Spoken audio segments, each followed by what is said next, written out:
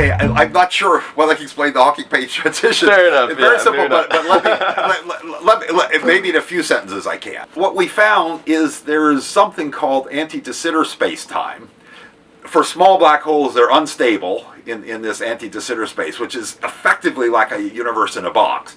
And for big ones, they're stable. And the point where you cross over is called this transition point. So it's called the Hawking page transition after a paper that we wrote about that. He would have the basic idea, and then I would work out some of the mathematics. Because I mean, he could do a lot of excellent visualization in his head and work on some, but of course he couldn't write. So maybe I would do some of the calculations, and then he would dictate and tell him the results, and then he would dictate the paper. I remember the first one we wrote at Caltech, I would write it, he could see I was writing, and he'd say, no comma, and so I'd take out the comma, no comma. But I think it was the difference between British and American, because we sent it to an American journal, the Astrophysical Journal, and they reinserted many of the commas that he'd had me take out. Yeah, I mean, communication was certainly a big thing, and it was very difficult even when he could speak at meal times. You know, he did need assistance not only getting up and dressed, but then also just having people hold papers for him to read, although later he eventually got a page turner and so on.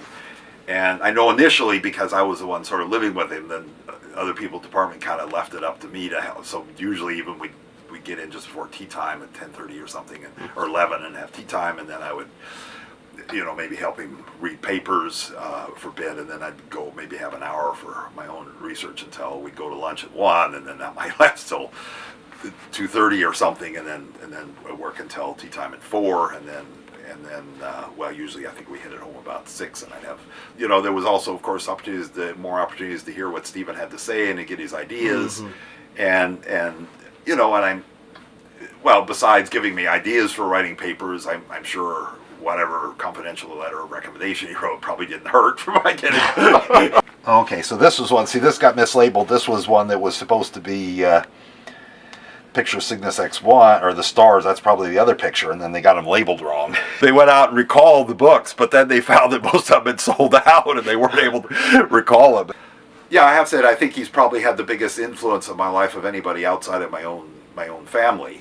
And it certainly he was an outstanding mentor, and a brilliant scientist.